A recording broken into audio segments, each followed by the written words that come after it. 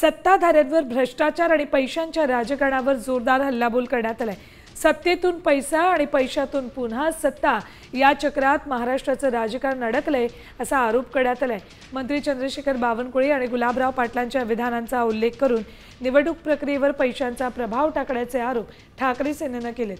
नगरविकास, महसूल आणि अर्थ खात्यातील माल निवडणुकांमध्ये वापरला जातो असं मुखपत्रात म्हटलंय। भ्रष्ट भाषणांवर निवडणूक आयोग निष्क्रिय असल्याची टीका करत महाराष्ट्राचं नाव बदनाम होत असल्याचं ठाकरे सेनेने म्हटलंय। ठाकरे सेनेच्या मुखपत्रातून सत्ताधाऱ्यांवर भ्रष्टाचार आणि पैशांच्या राजकारणाबाबत जोरदार हल्लाबोल करण्यात आलेला आहे। गुलाबराव पाटलांनी आपल्याकडे नगरविकास खातं आहे, माल आहे असं म्हटलं होतं। मंत्र्यांनी हा पैसा लुटीतून आणि भ्रष्टाचारातून मिळवला। सत्तेतून पैसा, त्याच पैशातून पुन्हा सत्ता आणि पैसा या चक्रात महाराष्ट्राचं राजकारण गुंतलंय। नगरपालिका निवडणुकीत माल टाकून निवडणुका जिंकायच्या हेच सत्ताधाऱ्यांचं धोरण आणि तोरण।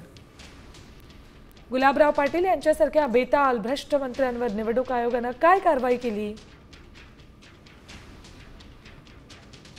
महाराष्ट्राचे लाचलुचपत प्रतिबंधक खाते यावर काय कारवाई करणार?